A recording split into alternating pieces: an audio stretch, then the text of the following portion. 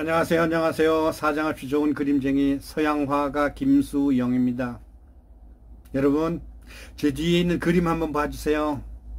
좀 삐뚤어졌긴 하지만 여기 어딘지 아십니까? 지중해에 있는 섬, 그리스의 섬 산토리니라는 섬입니다. 왜 저 그림을 그렸는가 하면은요, 제 소원이 한번 가보는 아름다운 섬입니다. 그림 그리는 사람들은 뭐 마음속에 아름다운 풍경, 아름다운 영상, 아름다운 이미지가 가득합니다. 그러니까 사람도 아름답죠. 죄송합니다. 겸손 모드로 나갈게요. 크루즈선을 타고 이 나이쯤 되면은 사랑하는 아내와 크루즈선을 타고 할머니와 할아버지가 참 바다를 내다보면서 아름다운 추억을 이야기하고 산토리니에 가가지고 우아한 와인 한잔하고 또 뭐 먹어보지 못한 서양식 요리를 먹으면서 참 폼나게 인생을 즐기고 인생의 오후를 멋있게 장식했으면 얼마나 좋을까요? 저 참 보기 좋죠. 저 섬 전체가 저렇게 하얀 건물에다가 파란 창문이 있는 그런 건물이에요. 그리스의 유명한 섬 산토리니. 여러분 검색 한번 해보세요. 제가 아는 분, 정모모라는 분은 인천에서 큰 섬을 하나 가지고 있는데, 가지고 있다기보다 뭐 하여튼 뭐 그분이 가지고 있는 섬이 있습니다. 그 섬에다 저 아름다운 모습을 좀 재현하고 싶어 가지고 직접 갔다 왔답니다. 얼마나 멋있는지 저한테 막 이야기를 막 자랑해 놓는데 전 속으로 엄청 쓰렸습니다. 제 인생은 아름다운 영상, 이미지 항상 캔버스에 쏟아 놓지만 제가 그렇게 세계 여행 뭐 아름다운 여행을 해본 적이 별 많지 않습니다. 물론 몇 군데 갔다 오긴 했지만 뉴욕 아트 엑스포에 한번 참여하느라고 뉴욕을 갔다 왔고요. 그 다음에 호주, 뉴질랜드는 이제 방송국에서 뭐를 당첨해가지고 또 한번 갔다 왔고, 중국에 4번 갔는데 2번을 무료로 방송국에서 또 글을 써가지고 당첨이 돼서 갔다 왔습니다. 왜 이런 얘기를 하는가 하면은요, 당신은 아니면 선생님께서는 아니면 후배님 여러분들은 지금 현재 살고 있는 인생이 만족스럽습니까?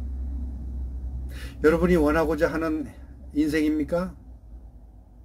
어느 산부인과에서 당신이 태어날 때 곧고의 소리를 지르면서 세상에 태어날 때 난 이렇게 살 거야 하고 계획했던 게 그대로 이루어졌습니까? 저요, 전 그렇지 않습니다. 화가 어렸을 때 너무너무 가난해가지고 우리 아버지가 내가 크레용을 사달라고 그랬는데 크레용이 없다고 지난번에 말씀드렸죠.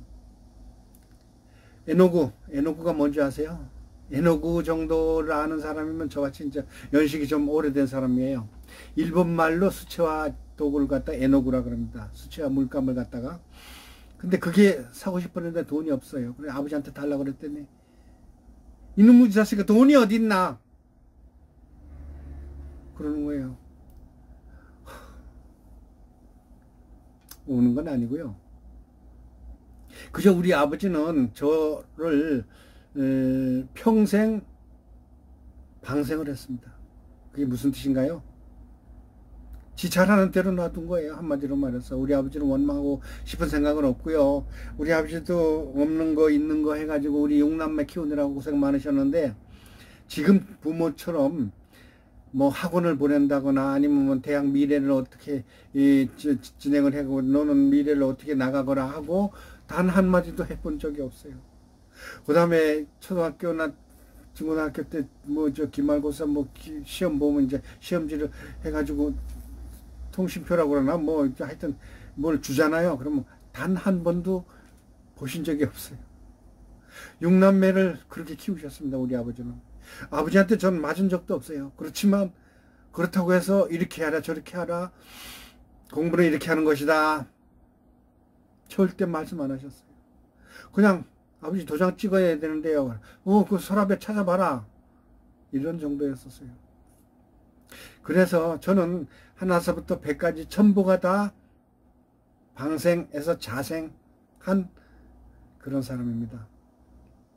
내 스스로 공부를 해가지고 내 스스로 진로를 찾고 내 스스로 모든 걸 해결해 나가는 좀 어떤 보면 자유로울지 모르지만 매우 불쌍한 인간이에요. 어린 마음에 뭐 큰 교육을 받았겠습니까?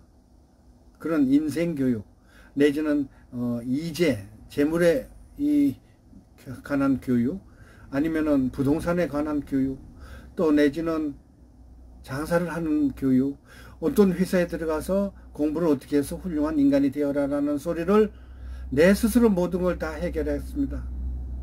내 스스로 모든 걸 다 찾았어요. 그래서 안심 위주로다가 한 것이 아마 화가인지 모르겠습니다. 화가 앞장에서 말씀했듯이 그림을 좀 그리는 대로 잘 그린다고 그래요. 그리고 내가 그린 거를 유명한 사람들한테 나눠줘도 될 만큼 아주 훌륭하다고 얘기를 해요. 글쎄 누구는 천재라고 하는데 천재? 저는 천재가 아니라요. 무지하게 노력하는 노력파라고 생각합니다. 저 앞장에서 사진을 보셨죠? 제가 학교 다닐 때 받은 상장 말고 사회에 나와서 받은 트로피, 상패, 상장, 표창장 같은 거를 늘어놓으니까 어느 날 내가 참 비오는 날 화랑에서 너무 고독하고 심심해서 그걸 한번 널어놔 봤습니다. 집에 있는 걸 몽땅 가지고서. 우리 집에서도 그걸 널어놓을 진열해 놓을 장소가 없었어요. 우리 집사람은 그거 뭐 하도 많이 받아서 또 받았어 이런 식이에요. 그래서 내가 비오는 날 그걸 갖다 쫙 널어놨더니 182개더라고요. 상장, 트로피, 상패, 표창장, 공로장 뭐 그런 거 다 합치니까 182장이에요. 열심히 살았죠. 무지하게 노력했어요. 화가가 되기 위한 과정을 간단히 이번 파트에서 한번 말씀을 드릴게요. 늙은 화가의 남기고 싶은 이야기, 그 두 번째 편 이야기인데요. 이번에는 화가가 되기 위한 노력이 어떻게 했는가를 한번 말씀드릴게요. 저는요 교대를 나왔기 때문에 미술에 관한 전문 교육을 받지 않았습니다. 아동 미술 심리라든가 뭐 수채화 이 가르치는 방법 그런 거 뭐 몇 가지만 배웠을 뿐이고 서양 미술사라든가 내지는 뭐 미술에 관한 모든 이 공부는 개인적으로 했습니다. 그러니까 독학이나 마찬가지죠. 그래서 그림을 그릴 때 어떻게 하면은 유명한 화가가 되는가. 어차피 그림을 좋아하니까 또 교직을 내버릴 정도로다가 돈이 급해가지고 미술을 그려서 업으로 삼고 있는 회사에 들어갔잖아요. 근데 이제 그 회사에서는 화가들 내지는 미술 학원 하던 사람들 또 미술 선생 하던 사람들이 은퇴를 해가지고 내지는 미술에 관심 있는 사람 내지는 극장에서 그림 그리던 사람들이 와가지고 그 그림을 그려서 미국으로 수출하는 그런 회사에 다녔다고 그랬잖아요. 그런데 거기에서는 미술에 관한 정보도 많습니다. 가장 핫한 참 이야기가 화제거리가 무언가 하면은 미술가가 되기 위한 완성 또 공부 내지는 성공 이런 이야기를 주고받았습니다. 제가 이제 그 그림 수출하는 회사만 해도 IRDC가 있었고요. 또 아메리아라는 곳이 있었고 또 이름 없는 곳은 장의동에서도 한번 다녔었고 또 신장의동 신장의동에서도 한 파인아트라는 곳에서 있었고 또 어딘가 뒤져보면 알지만 쑥곡에 있는 참 그런 화실에서 미군 상대로 하는 그림도 그렸었습니다. 그러니까 그것만 봐도 참 많은 경험을 겪었는데 기술적인 것은 어느 정도 마스터했지만 우리 사회에서 그림을 살 때 저도 이제 화랑을 하고 있지만 그림을 살 때 이 작가는 학생들이 그린 겁니까? 라는 사람은 묻는 사람이 있는가 하면은 이거 저기 뭐 누가 그려서 갖다 맡긴 건가요? 라는 사람도 있고요. 또 그 다음에 이 그림은 국전에 당선된 사람입니까? 아니면 이 사람은 어떤 경력이 있는 사람입니까? 유명한 작가입니까? 막 이렇게 물어봐요. 그럴 때 가장 소중하게 여기는 게 뭔가 하면은 개인전 많이 하셨습니까? 이 사람이? 아니면 국전에 입선한 사람입니까? 라는 걸 물어요. 그래서 당시 1970년대 그러니까 50년 전만 해도 국전이라고 그러면은 화가들의 등용문입니다. 모든 화가들의 참 꿈이 국전에 입상하는 거예요.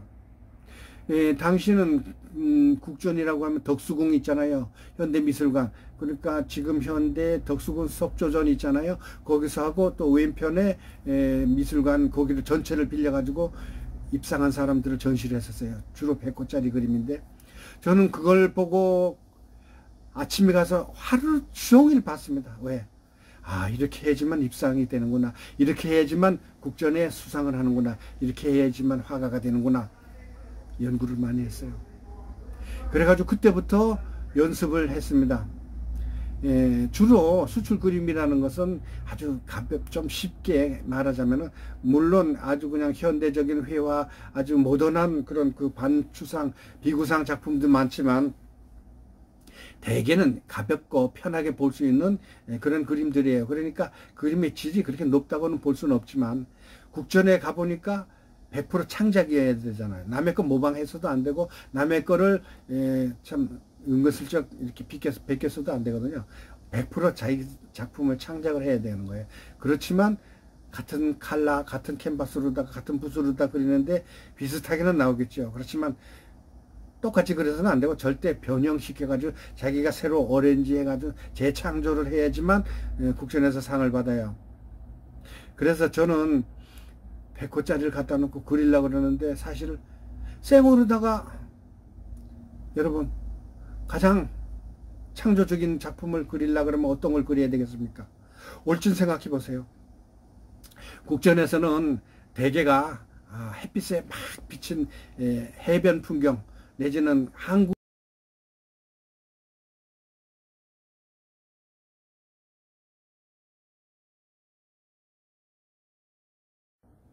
국전에 제가 이제 50년 전에 이제 국전에 당첨된 사람들이 그림을 많이 봤다 그랬잖아요.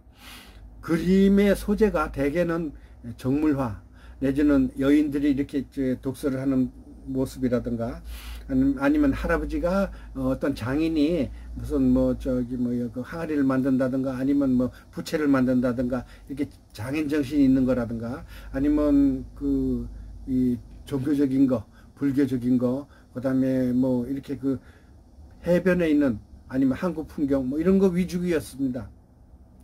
그런데 그걸 볼 때마다 참 잘 그렸어요. 그걸 내가 스스로 그렇게 그리려고 그러니까 색감이 잘 안 나오고 그런 이미지가 떠오르지 않고 그런 형상이 마무리되질 않아요. 그래서 매번 떨어졌어.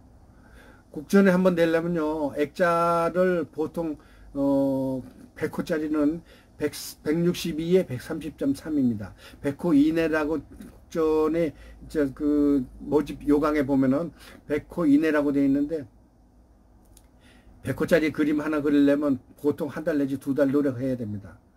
그 다음에 액자까지 준비하려면은 또 접수비까지 준비하려면 당시 저로서는 굉장히 많은 참 경제적인 어려움이 있었는데 또 그거를 용달차를 싣고 가야 됩니까? 들고 갈 수가 없잖아요. 들고 갈 수가 없는데 100호짜리 용달차 싣고 가가지고 접수시켜가지고 그 많은 경쟁자들 당시는 보통 서양화 부분에 구상 비구상이 겹쳐져 있었어요.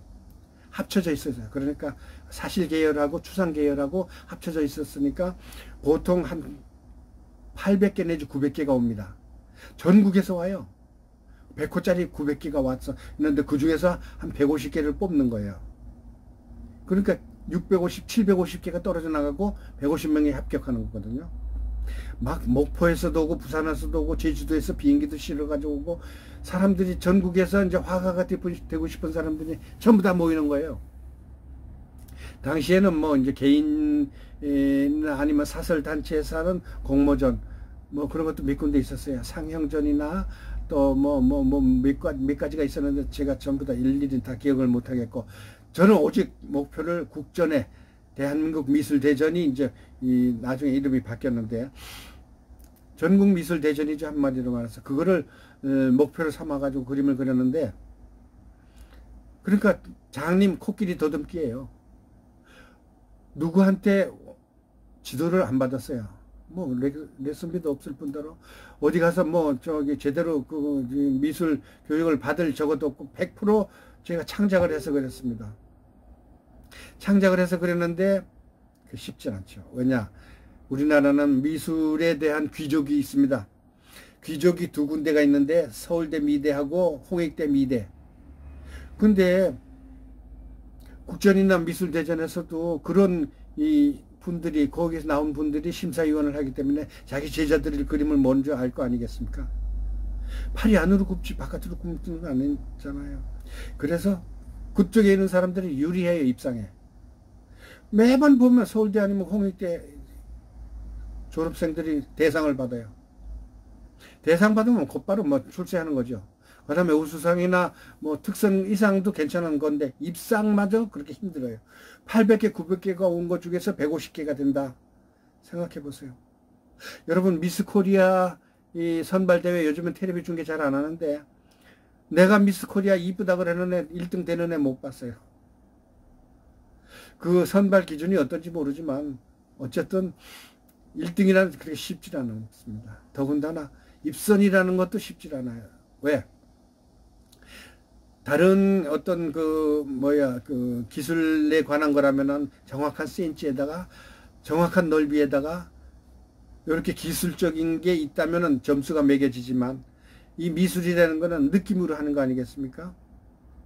심사위원이 비구상 작가가 심사위원이 됐자고 하면 비구상을 먼저 뽑을 거 아니겠습니까?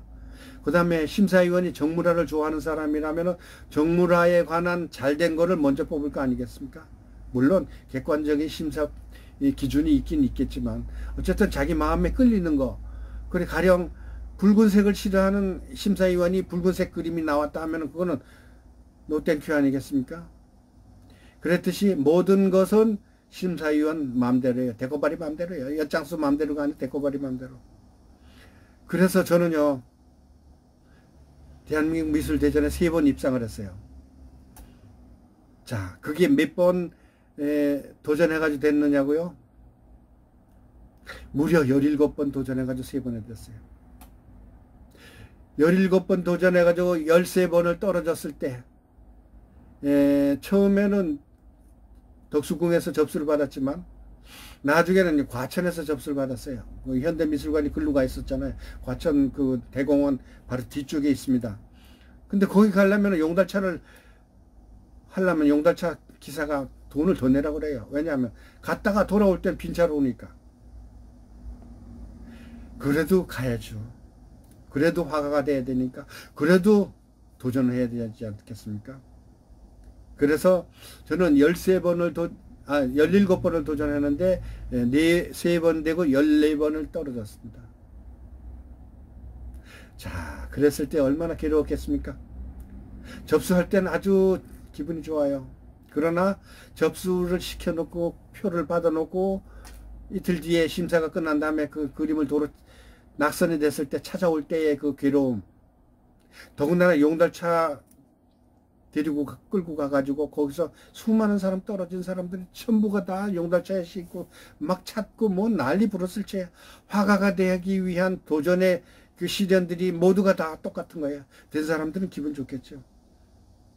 근데 저는요, 나중에는 이제 비구상, 구상을 구분해서 11회부터 대한민국 미술대전 11회서부터 그게 이제 분리돼 가지고 시상을 하고 또 전시를 했었습니다. 그런데 사실 계열은 너무너무 힘들고 너무너무 고달퍼 가지고 나중엔 비구상을 했어요. 비구상이 뭔가 하면 추상화에 도전을 했습니다. 그런데 추상화 도전 첫 해에 입선이 됐어요. 그 입선이 됐을 때의 기분, 참 좋았습니다. 저는 최고로 기분 좋았어요. 여러분 인생에서 가장 기뻤던 세 가지를 한번 이야기해 보라고 하면 어떤 걸 찾으시겠습니까? 물론 복권 당첨된 사람은 복권 당첨될 때 최고 기분 좋았겠고, 그 다음에 공무원 시험 합격했던 사람은 공무원 시험 합격했을 때가 제일 기뻤겠고, 그 다음에 4대 독자이신 분들은 자신이 아들을 탁 낳았을 때 기분 좋았을 거고,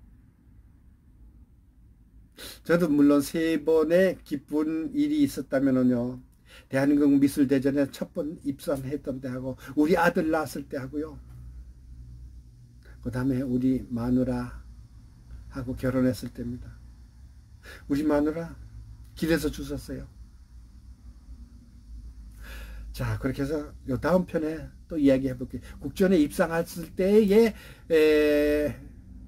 순환을 겪은 이야기, 국전에 입선했을 때의 그 방법, 그거를 한번 또 다음 편에 얘기할게요.